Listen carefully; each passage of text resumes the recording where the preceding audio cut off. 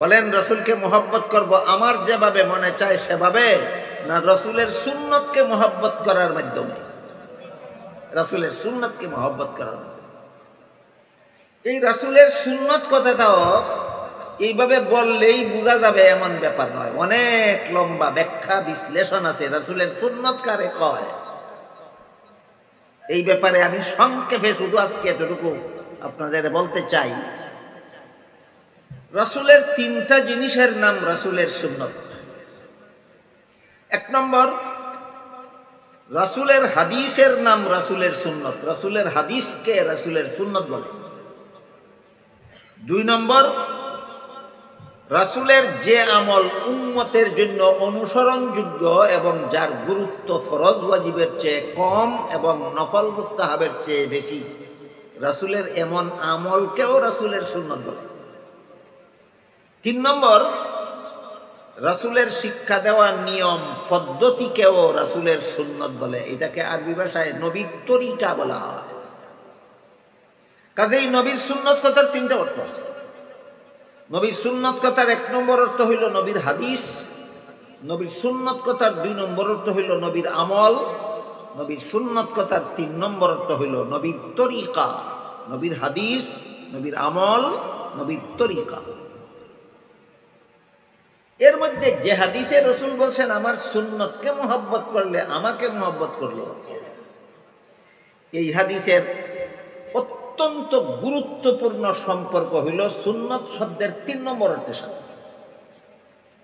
এই হাদিসের অত্যন্ত গুরুত্বপূর্ণ সম্পর্ক হইল সুন্নত শব্দের কত নম্বর অর্থের সাথে? তিন নম্বর। সুন্নত শব্দের তিন নম্বর অর্থ হইল নবীর তরিকা, নবীর শিক্ষা দেওয়া নিয়ম পদ্ধতি। আল্লাহর ইবাদত বন্দেগী করার বেলায় যে ব্যক্তি নবীর শিক্ষা দেওয়া নিয়ম পদ্ধতি অনুসরণ করে, এই ব্যক্তি নবীকে সঠিকভাবে মহব্বত করে, এই ব্যক্তির নাম ঈমানদার। রসুল বলেন এই ব্যক্তি নবীর সাথে জান্নাতে যাবে। আল্লাহর ইবাদত বন্দেগী করব আমার মন গড়া মতে না নবীর সুন্নত তরিকা মতে? এই তরিকাটার নাম হইল সুন্নত শব্দের তিন নম্বর অর্থ। বাংলা অর্থ হইল নিয়ম পদ্ধতি। নিয়ম পদ্ধতি যেমন দুই একটা উদাহরণ দিলে বুঝবে।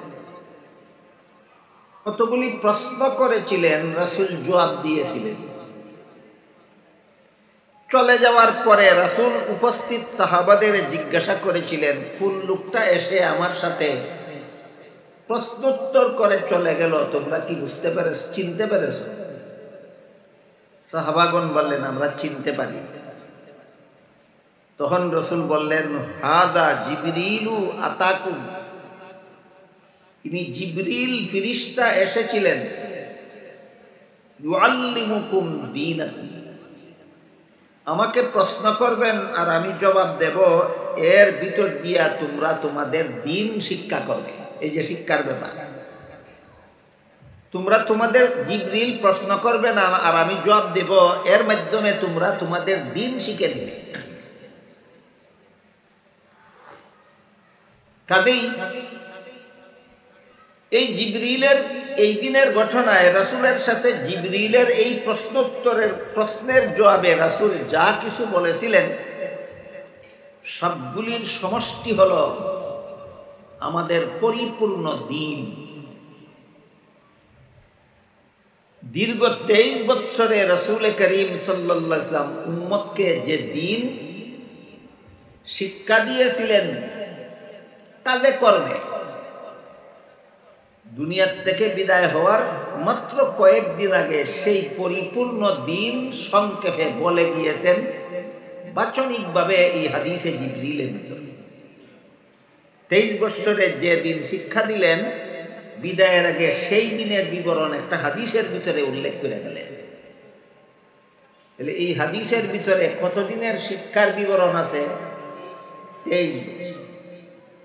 দীর্ঘ 23 বছরে রাসূল করিম সাল্লাল্লাহু আলাইহি ওয়াসাল্লাম আল্লাহর পরিপূর্ণ যে দ্বীন উম্মতকে শিক্ষা দিয়েছিলেন, সেই দ্বীনের বিবরণ দুনিয়ার থেকে বিদায় হওয়ার কিছুদিন আগে একটি হাদিসে উল্লেখ করে দেওয়া গেছে।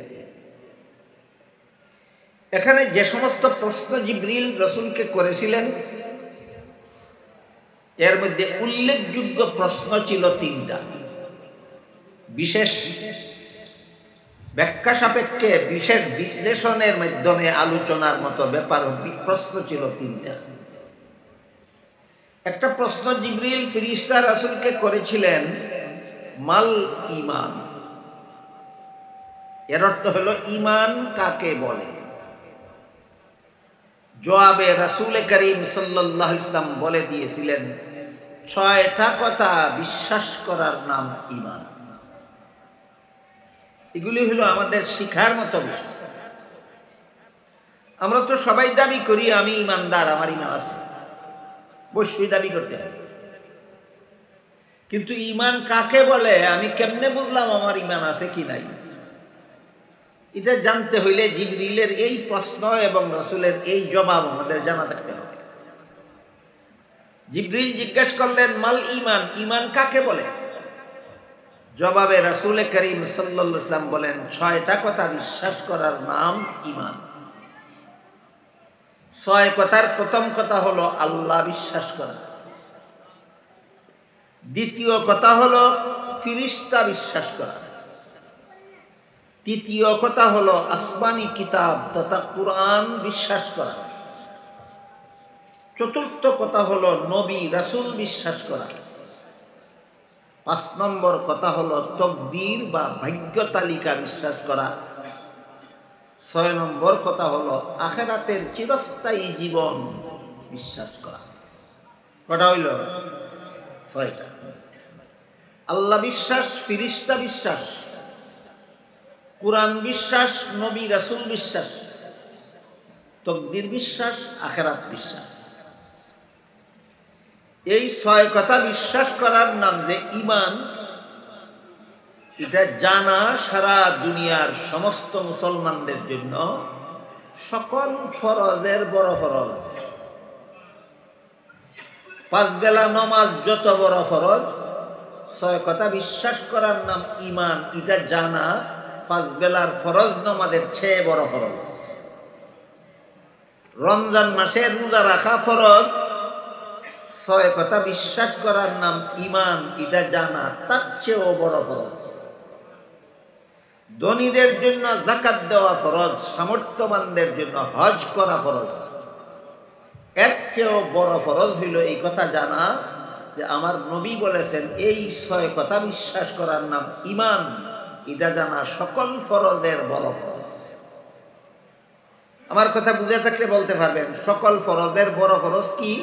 6 কথা বিশ্বাস করার নাম ঈমান, এই কথাটা জানা সকল ফরজের বড় ফরজ। কাজে আমরা জীবন ভর যেন মনে রাখি আমার নবী বলে দিয়েছেন এই 6 কথা বিশ্বাস করার নাম ঈমান। তাই আমি যদি এই 6 কথা বিশ্বাস করি তাহলে আমার ঈমান আছে। কেউ যদি 6 কথার কোনো কথা বিশ্বাস করে না তাহলে তার ঈমান নেই।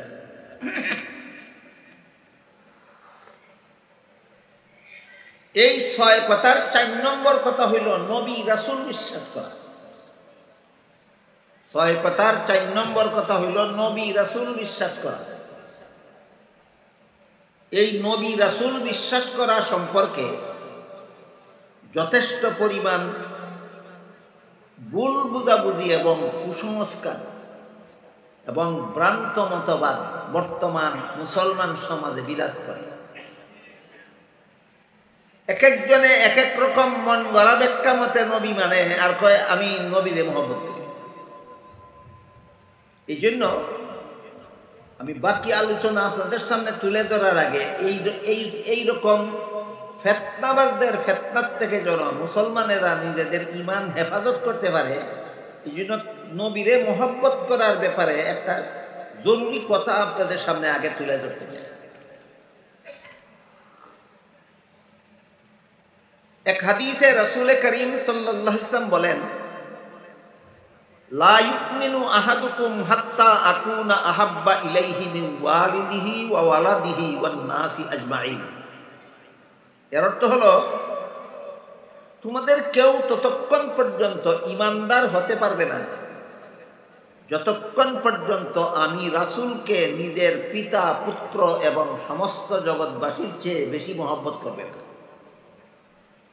মুহাম্মাদুর রাসূলুল্লাহকে নিজের পিতার চেয়ে বেশি মহব্বত, নিজের পুত্রের চেয়ে বেশি মহব্বত, সমস্ত জগৎবাসী মানুষের চেয়ে বেশি মহব্বত, এমনকি নিজের প্রাণের চেয়েও বেশি মহব্বত করার নাম ঈমান। ঈমানের 6 কথার মধ্যে এক কথা তো রাসূল বিশ্বাস করা। আমাদের রাসূলকে আমরা কিভাবে বিশ্বাস করব যে এই রাসূলকে জগতের সব কিছুর চেয়ে বেশি মহব্বত করে রাসূল বিশ্বাস করতে হবে? কেউ যদি মুহাম্মদুর রাসূলুল্লাহ সাল্লাল্লাহু আলাইহি ওয়াসাল্লামকে সমস্ত জগৎবাসীর চেয়ে বেশি মহব্বত করে না, ঈমানদার হতে পারে। আল্লাহ রাসূল বলেন লা ইউমিন, ঈমানদার হতে পারে। কিন্তু রাসূলকে কিভাবে আমরা মহব্বত করব? যার যার মন গড়া মতে, না মহব্বত করার কোনো পদ্ধতি রাসূল শিক্ষা দিয়ে গেছেন? এইটা হলো আমাদের আরেকটা শিখার মতো বিষয়, জানার মতো বিষয়, জীবনভর মনে রাখার মতো বিষয়। এক হাদিসের দ্বারা বুঝলাম রাসূলকে সমস্ত জগৎবাসীর চেয়ে বেশি মহব্বত করার নাম ঈমান। মহব্বত কি আমার যেমনে মনে চায় তেমনে করব, না মহব্বত করার কোনো পদ্ধতি রাসূল বলে গেছেন? আপনারা কি মনে করেন? রাসূল বলে গেছেন তোমাদের যার যেভাবে মনে চায় সেভাবে আমাকে মহব্বত করো, না মহব্বত করার কোনো নিয়ম বলে গেছেন? ওইটা হইল 2 নম্বরে আমাদের জানার বিষয়।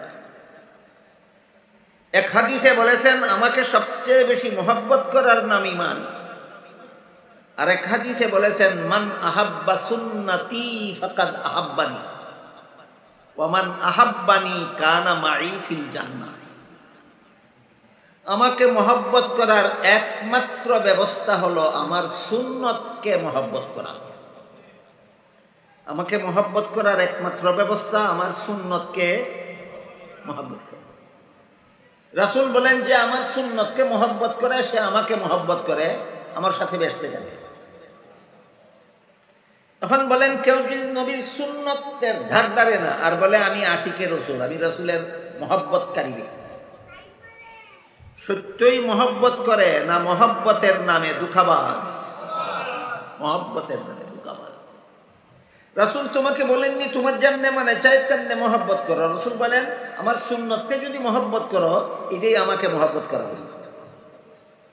বলেন রাসূলকে মহব্বত করব আমার যেভাবে মনে চায় সেভাবে, না রাসূলের সুন্নতকে মহব্বত করার মাধ্যমে? রাসূলের সুন্নতকে মহব্বত করার মাধ্যমে। এই রাসূলের সুন্নত কথাটাও এইভাবে বললেই বোঝা যাবে এমন ব্যাপার নয়, অনেক লম্বা ব্যাখ্যা বিশ্লেষণ আছে রাসূলের সুন্নত কারে কয়। এই ব্যাপারে আমি সংক্ষেপে শুধু আজকে এতটুকু আপনাদের বলতে চাই। রাসূলের 3টা জিনিসের নাম রাসূলের সুন্নত। 1 নম্বর, রাসূলের হাদিসের নাম রাসূলের সুন্নত। রাসূলের হাদিসকে রাসূলের সুন্নত বলে। 2 নম্বর, রাসূলের যে আমল উম্মতের জন্য অনুসরণযোগ্য এবং যার গুরুত্ব ফরজ ওয়াজিবের চেয়ে কম এবং নফল মুস্তাহাবের চেয়ে বেশি, রাসূলের এমন আমলকেও রাসূলের সুন্নত বলে। 3 নম্বর, রাসূলের শিক্ষা দেওয়ার নিয়ম পদ্ধতিকেও রাসূলের সুন্নত বলে। এটাকে আরবি ভাষায় নবীর তরিকা বলা হয়। কাজেই নবীর সুন্নত কথার 3টা অর্থ আছে। নবীর সুন্নত কথার 1 নম্বর অর্থ হইল নবীর হাদিস। নবীর সুন্নত কথার 2 নম্বর অর্থ হইল নবীর আমল। নবীর সুন্নত কথার 3 নম্বর অর্থ হইল নবীর তরিকা। নবীর হাদিস, নবীর আমল, নবীর তরিকা। এর মধ্যে যে হাদিসে রাসূল বলছেন আমার সুন্নতকে মহব্বত করলে আমাকে মহব্বত করলো, এই হাদিসের অত্যন্ত গুরুত্বপূর্ণ সম্পর্ক হইল সুন্নত শব্দের 3 নম্বর অর্থের সাথে। এই হাদিসের অত্যন্ত গুরুত্বপূর্ণ সম্পর্ক হইল সুন্নত শব্দের কত নম্বর অর্থের সাথে? 3 নম্বর। সুন্নত শব্দের 3 নম্বর অর্থ হইল নবীর তরিকা, নবীর শিক্ষা দেওয়া নিয়ম পদ্ধতি। আল্লাহর ইবাদত বন্দেগী করার বেলায় যে ব্যক্তি নবীর শিক্ষা দেওয়া নিয়ম পদ্ধতি অনুসরণ করে, এই ব্যক্তি নবীকে সঠিকভাবে মহব্বত করে, এই ব্যক্তির নাম ঈমানদার। রাসূল বলেন এই ব্যক্তি নবীর সাথে জান্নাতে যাবে। আল্লাহর ইবাদত বন্দেগী করব আমার মন গড়া মতে না নবীর সুন্নত তরিকা মতে? এই তরিকাটার নাম হইল সুন্নত শব্দের ৩ নম্বর অর্থ। বাংলা অর্থ হইল নিয়ম পদ্ধতি। নিয়ম পদ্ধতি, যেমন ২-১টা উদাহরণ দিলে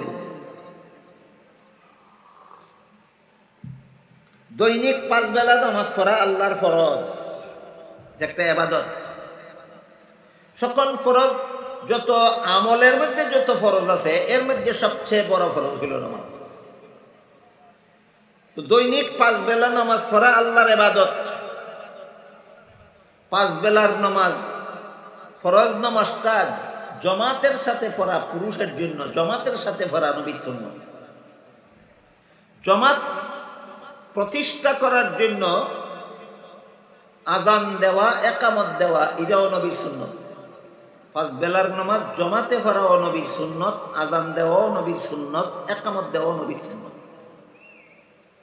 অনুরূপভাবে জুম্মার নামাজ, এই জুম্মার নামাজটাও জামাতে পড়া নবীর সুন্নাত, আযান দেওয়া নবীর সুন্নাত, ইকামত দেওয়া নবীর সুন্নাত। এবার আপনারা বলেন, ৫ বেলার নামাজের জামাত বেশি বড় হয় না জুম্মার নামাজের জামাত বেশি বড় হয় না ঈদের নামাজের জামাত সবচেয়ে বেশি বড় হয়? তাইলে যত বড় জামাত হয়, আযান ইকামতে মুসল্লিরা আযান ইকামতের দ্বারা জামাতে শরীক হইতে তত সুবিধা হয়। বলেন তো, আজকে তো ১ জুম্মা গেল, আগামী জুম্মায় আপনাদের মসজিদে আযান ইকামত ছাড়াই যদি জামাত শুরু হয়ে যায়, তাহলে মুসল্লিরা জামাত পাওয়ার সুবিধা হবে না ব্যাঘাত হবে? তাহলে আযান ইকামত হইল জামাতে যোগদান করার জন্য সুবিধা। তাইলে ছোট জামাতে আযান ইকামতে যত সুবিধা হয়, বড় জামাতে তো এর চেয়ে বেশি সুবিধা হওয়ার কথা। কিন্তু ঈদের নামাজের জামাত সব নামাজের জামাতের চেয়ে বড় জামাত, কিন্তু এখানে আযান দেওয়া নবীর তরিকায় না। ঈদের নামাজের জামাতে ইকামত দেওয়া নবীর তরিকায় না। আপনারা ঈদের নামাজ পড়েন, আযান দিয়া জামাত করেন কিনা, না একা একা জামাত করেন? আযান ইকামত দিয়া না আযান ইকামত ছাড়া? কেন ৫ বেলার নামাজের জামাত পড়লেন আযান ইকামত দিয়া, জুম্মার নামাজের জামাত পড়লেন আযান ইকামত দিয়া, ঈদের নামাজের জামাত আযান ইকামত ছাড়লেন কেন? এইটার নাম নবীর ওই সুন্নত, যে সুন্নত মতো নবীরে মহব্বত করতে হয়। যেমন ভাবে নামাজ পড়া আল্লাহর ইবাদত, এটার মধ্যে নবীর শিক্ষা দেওয়া সুন্নত তরিকা আছে, সুন্নত তরিকা মতে করলে আল্লাহর কাছে গ্রহণযোগ্য হবে। ঠিক তেমনি ভাবে নবীকে মহব্বত করার নাম ঈমান। মহব্বতের বেলায়ও নবীর সুন্নত তরিকা আছে, সুন্নত তরিকা মতে নবীরে মহব্বত করলে ওইটার নাম হইল ঈমান। তাহলে নামাজের মধ্যে নবীর সুন্নত তরিকার একটা উদাহরণ বুঝলেন। এরপরে দেখুন, জানাজার নামাজও জামাতের সাথেই পড়া হয়। নবীর তরিকা মতো আযান নাই, ইকামত নাই, কুরআন তেলাওয়াত নাই, রুকু সেজদা নাই। অন্যান্য নামাজও আযান দিলেন, ইকামত দিলেন, নামাজ জামাতের সাথে পড়লেন, কুরআন তেলাওয়াত করলেন, রুকু সেজদা করলেন। জানাজার নামাজে করেন না কেন? নবীর তরিকায় নাই। এই জন্য জানাজার নামাজের জামাতের জন্য কেউ যদি আযান দেয়, এটা হইবে নবীর তরিকার বিপরীত। কোন সওয়াবের কাজ নবীর তরিকার বিপরীতে করার নামই বেদাত। কোন সওয়াবের কাজ নবীর তরিকার বিপরীত করার নামই বেদাত। কাজেই জানাজার নামাজে আযান দিলে এটা নবীর সুন্নতের বিরুদ্ধে হবে, এই জন্য আযান বেদাত। জানাজার নামাজে ইকামত দিলে ইকামত নবীর সুন্নত তরিকার বিরুদ্ধে হবে, এই জন্য জানাজার নামাজের ইকামত বেদাত। জানাজার নামাজে কোরআন তেলাওয়াত করলে সুন্নত তরিকার বিরুদ্ধে যাবে, এই জন্য ওইখানের কোরআন তেলাওয়াত বেদাত। জানাজার নামাজে রুকু করলে নবীর তরিকার বিরুদ্ধে যাবে, রুকু হবে বেদাত। জানাজার নামাজে সেজদা করলে নবীর তরিকার বিরুদ্ধে সেজদা করা হবে, সেজদা হবে বেদাত। ঠিক তেমনিভাবে জানাজার নামাজের সালাম ফিরাবার পর মুনাজাত করলে নবীর তরিকার বিরুদ্ধে হওয়ার কারণে বেদাত। নবীর সুন্নত কথার ৩ নম্বর অর্থের বিপরীতটার নাম বেদাত। নবীর সুন্নত কথার 3 নম্বর অর্থের বিপরীতটার নাম বেদাত। এবার বলেন, শুধু নামাজের বেলায় নবীর সুন্নত তরিকা আছে, রোজার বেলায় নাই? শুধু রোজার বেলায় নবীর সুন্নত তরিকা আছে, ঈদের বেলায় নাই? ঈদের বেলায় নবীর সুন্নত তরিকা হলো, বৎসরে মুসলমানের ঈদ আছে 2টা, আল্লাহ রাসূল বলেছেন বৎসরে মুসলমানের ঈদ আছে 2টা, একটা ঈদের নাম ঈদুল ফিতর আর একটা ঈদের নাম ঈদুল আজহা। আমার প্রতি সপ্তাহে সপ্তাহে মুসলমানের ঈদ আছে একটা, এটার নাম হইল জুম্মা।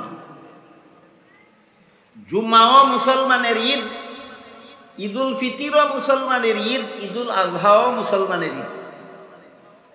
বলেন তো, জুম্মা যে আমাদের ঈদ, এটা বাৎসরিক ঈদ না সাপ্তাহিক ঈদ? আর ঈদুল ফিতর আর ঈদুল আজহা সাপ্তাহিক ঈদ না বাৎসরিক ঈদ? বাৎসরিক ঈদ। হাদিস শরীফে রাসূল করিম সাল্লাল্লাহু আলাইহি ওয়াসাল্লাম বলেন, আল্লাহর পক্ষ থেকে আমার মুসলমান উম্মতের জন্য বাৎসরিক ঈদ দেওয়া হইল 2টা, একটা ঈদুল ফিতর, একটা ঈদুল আজহা। এখন যদি কেউ প্রতি বৎসরের রবিউল আউয়ালের 12 তারিখে আরেকটা ঈদ করে, তাহলে বাৎসরিক ঈদের সংখ্যা দাঁড়াইব কটা? নবী বলছিলেন কটা? তুমি বানাইলা কটা? নবীর তরিকা ঠিক রইল না নবীর তরিকার বিরুদ্ধে গেল? এই কারণে 3 নম্বর ঈদ বেদাত। এই কারণে কত নম্বর ঈদ বেদাত? দুই ঈদ সুন্নত, 3 নম্বর ঈদ বেদাত। রাসূল বাৎসরিক ঈদ মুসলমানের 3টা বলছেন না 2টা বলছেন? তুমি আরেকটা বানাইছো মন গড়া, এটা বেদাত। এরপরে ঈদের পদ্ধতি রাসূল কি বাতাইছেন? ঈদের পদ্ধতি হইল 2 রাকাত নামাজ। ঈদের পদ্ধতি 2 রাকাত নামাজ ছাড়া ঈদ হয় না। ঈদুল ফিতরেও 2 রাকাত নামাজের মাধ্যমে ঈদ সম্পন্ন হয়। ঈদুল আজহাতেও 2 রাকাত নামাজের মাধ্যমে ঈদ সম্পন্ন হয়। জুম্মার ঈদও 2 রাকাত নামাজের মাধ্যমে ঈদ সম্পন্ন হয়। ঈদুল ফিতরের দিন 2 রাকাত নামাজ না পড়লে তার ঈদ হইল না। ঈদুল আজহার দিন 2 রাকাত নামাজ না পড়লে তার ঈদ হইল না। জুম্মার ঈদের দিন 2 রাকাত নামাজ না পড়লে তার ঈদ হইল না। তাহলে ঈদ করার পদ্ধতি নবীর তরিকা মতে, ঈদ করার পদ্ধতি কি? নামাজ, 2 রাকাত নামাজ। ঈদ করার পদ্ধতি কি? 2 রাকাত নামাজ। 2 রাকাত ঈদ নাম দিল ঈদ, কিন্তু 2 রাকাত নামাজ না হইয়া করলো একটা মিছিল। করলো কি? এই মিছিলটার নাম হইল জশ্নে জুলুসে ঈদে মিলাদুন্নবী। আল্লাহ রসুল ঈদ আদায় করার পদ্ধতি মিছিল শিক্ষা দিয়েছিলেন না 2 রাকাত নামাজ শিক্ষা দিয়েছিলেন? ঈদ নাম দিছে, কিন্তু নবীর তরিকা মতো নামাজের মাধ্যমে ঈদ করে না, মিছিলের মাধ্যমে ঈদ করে। প্রথম নম্বর কথা হইল 3 নম্বর ঈদটাই বেদাত। 2 নম্বর কথা হইল ঈদের পদ্ধতি মিছিল নয়, ঈদের পদ্ধতি নামাজ। নামাজ বাদ দিয়া ঈদ নাম দেওয়া আরেক বেদাত।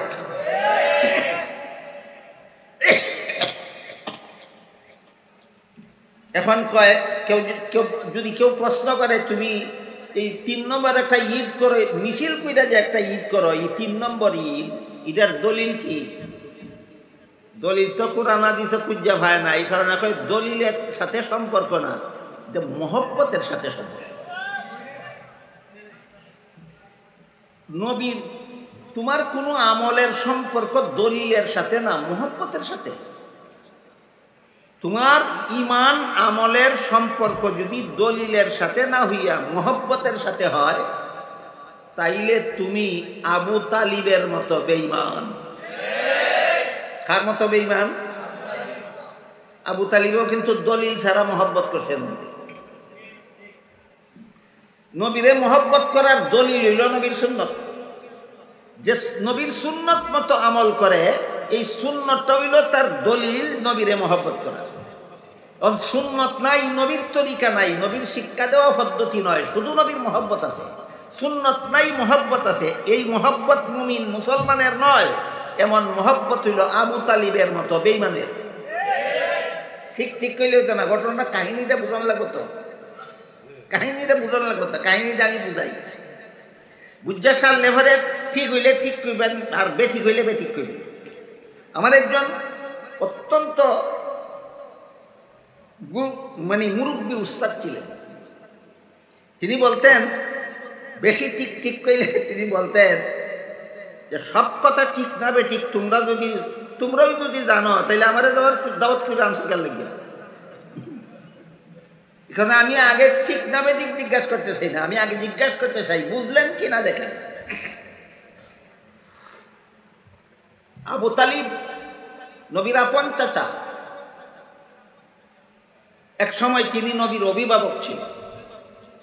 আবু তালিব যখন নবীর অভিভাবক, ঠিক এই সময় নবী সমাজের মানুষের কাছে লা ইলাহা ইল্লাল্লাহর দাওয়াত দেওয়া শুরু করলেন। এক আল্লাহ ছাড়া কোনো মাবুদ নাই, আল্লাহ ছাড়া কাউকে সেজদা করা যাবে না, বুত মূর্তির পূজা করলে জাহান্নামে যাইতে হবে, এই সমস্ত দাওয়াত দেওয়া যখন শুরু করলেন, মূর্তি পূজারীদের বড় বড় নেতারা নবীর সামনে নবীর অভিভাবক আবু তালিবের কাছে গিয়ে বিচার দায়ের করলেন। বলল, তোমার বাতিজা মুহাম্মদে আমাদের বুত মূর্তির মন্দ কয়, তোমার বাতিজা হওয়ার কারণে আমরা এতদিন সহ্য করছি, আর সহ্য করতে পারবো না। এখন তুমি হয়তো তোমার বাতিজাকে সামলাও, না পারলে আমাদের হাওলা করে দাও, আমরা পিটাইয়া বাতিজাকে শায়েস্তা করে দেব। আবু তালিব নবীজিকে বললেন, দেখলা তো বাবা, তোমার বিরুদ্ধে যারা বিচার দিছে, কাজে তুমি লা ইলাহা ইল্লাল্লাহর দাওয়াত নিয়ে মানুষের কাছে যাইবা না। রাসূল আবু তালিবের কথার জবাব না দিয়া কাঁদতে লাগলেন, চক্ষু দিয়ে পানি পড়তে লাগলেন। নবীর চোখে পানি দেখিয়ে আবু তালিবে কইল, বাতিজা মুহাম্মদ, আমার কথার কোনো জবাব না দিয়া তুমি কাঁদতে শুরু করছো কেন? আমি তোমার এত মহব্বত করি, তোমার মহব্বতে আমি জান দিতে রাজি আছি, কিন্তু তোমার চোখের পানি বরদাস্ত করতে রাজি না। বলো তুমি কোন দুঃখে কাঁদো? রাসূল বললেন, আপনি বলছেন আমি লা ইলাহা ইল্লাল্লাহর দাওয়াত নিয়ে যেন মানুষের কাছে না যাই, এই দাওয়াত নিয়ে মানুষের কাছে যাওয়ার জন্যই আল্লাহ আমাকে নবী বানাইছে। আল্লাহর কথা মানবো না আপনার কথা মানবো, এই চিন্তায় কান্দি। আবু তালিব তখন কইল, ঠিক আছে, তাইলে তুমি তোমার কাজ করতে থাকো, আমি গ্রহণ করলাম না সেটা ভিন্ন কথা, কিন্তু তোমার কাজ তুমি করতে থাকো। এরা যে বলল যে আমি না সামলাইলে এরা তোমারে পিটাইয়া শায়েস্তা করে দেবে, আমি তোমাকে কথা দিলাম, তোমার গায়ে হাত তুলতে হলে আগে আমাকে হত্যা করতে হবে, আগে আমার প্রাণ বিসর্জন দেব, তারপরে তোমার গায়ে হাত তুলতে হবে, কারণ আমি তোমাকে আমার প্রাণের চেয়ে বেশি মহব্বত করি।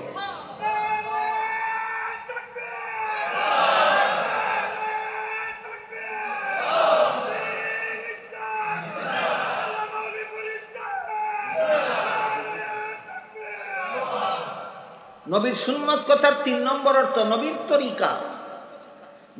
তরিকা মতো নবীর সুন্নত গ্রহণ করছে না, কিন্তু নবীরে প্রাণের চেয়ে বেশি মহব্বত করছে। জান্নাতে যাবে না জাহান্নামে, ইমানদার না বেঈমান। নবীর মহব্বতের দলিল হইল নবীর সুন্নত। ইরা বাদ দিয়া নবীরে মহব্বত করলে যদি ইমানদার হওয়া যাইত আর জাহান্নাম থেকে নাজাত পাওয়া যাইত, তোরার মতো বেদাতীদের আগে আবু তালিব ইমানদার হইয়া যাইত, জাহান্নাম থেকে নাজাত পেয়ে জান্নাতে চলে যেত। সুতরাং যে বাউলায় কয় আমরা জশ্নে জুলুসে ঈদে মিলাদুন নবী করি, এটার কোনো দলিল লাগে না, এটা মহব্বতে করি, তোর মহব্বতে আর আবু তালিবের মহব্বতে সমান। পরকালে আবু তালিব যাবে যেখানে, তোর 14 গোষ্ঠী সহ যাবে সেখানে। এবার বলুন, নবীকে মহব্বত করতে দলিল লাগে না দলিল লাগে? বলতে ভাবেন নবীকে মহব্বত করার দলিলটা কি? নবীর সুন্নত। 3 নম্বর অর্থে নবীকে মহব্বত করার দলিল নবীর সুন্নত। কত নম্বর অর্থে? 3 নম্বর অর্থে। আবার বলুন, নবীর সুন্নত কথার 3 নম্বর অর্থটা কি? আল্লাহর ইবাদত করব নবীর তরিকা মতো, মন গড়া পদ্ধতিতে নয়। দুঃখিত, আমি একটা আনুষঙ্গিক কথা বললাম, আমার মূল আলোচনা ভিন্ন দিকে। এবার মূল আলোচনার দিকেই ফিরে যাই। জিবরিল জিজ্ঞাসা করেছিলেন ঈমান কাকে বলে? রাসূল বলেছিলেন 6 কথা বিশ্বাস করার নাম ঈমান। এই 6 কথার 4 নম্বর কথা হইল নবী বিশ্বাস করা। নবী বিশ্বাস করার ব্যাখ্যা হইল নবীকে মহব্বত করা, আর মহব্বত করার দলিল, নবীকে মহব্বত করার দলিল হইল নবীর সুন্নত তরিকা মতো ইবাদত বন্দেগী করা। এই হইল আলোচনার প্রসঙ্গ। রাসূল করিম সাল্লাল্লাহু আলাইহি ওয়াসাল্লাম জিবরিলের প্রশ্নের জবাবে বলে দিলেন, 6 কথা বিশ্বাস করার নাম ঈমান। আল্লাহ বিশ্বাস, ফেরেশতা বিশ্বাস, কুরআন বিশ্বাস, নবী রাসূল বিশ্বাস, তাকদীর বিশ্বাস, আখিরাত বিশ্বাস। কটা হইল? এই 6 কথা বিশ্বাস করার নাম ঈমান। এই 6টা হইল ঈমানের মূল কথা।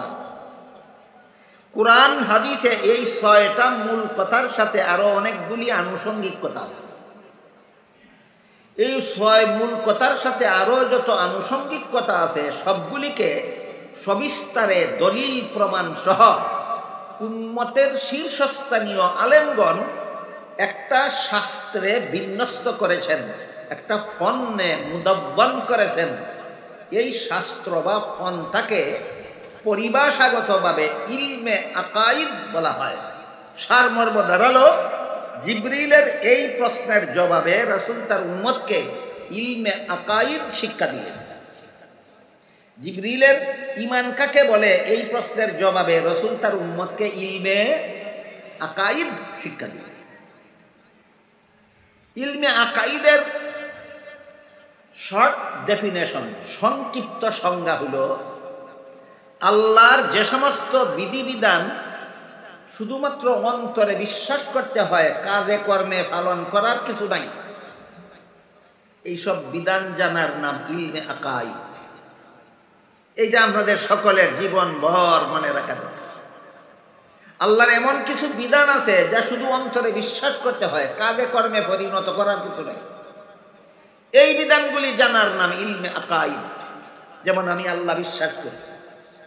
আল্লাহ বিশ্বাস করি মুখে না অন্তরে?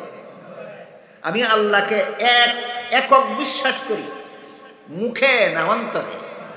আমি আল্লাহকে লা শরীক বিশ্বাস করি মুখে না অন্তরে? আমি আদম আলাইহিস সালাম থেকে নিয়ে মুহাম্মদুর রাসূলুল্লাহ সাল্লাম পর্যন্ত সমস্ত নবী রাসূলগণকে নবী রাসূল বিশ্বাস করি মুখে না অন্তরে? তাহলে আল্লাহর যে বিধান পালন করতে মুখ লাগে না, চোখ লাগে না, কান লাগে না, হাত লাগে না, পা লাগে না, শরীরের অঙ্গ প্রত্যঙ্গ লাগে না, আল্লাহর যে বিধান শুধুমাত্র অন্তরে বিশ্বাস করতে হয়, এমন বিধান জানার নাম ইলমে আকাইদ।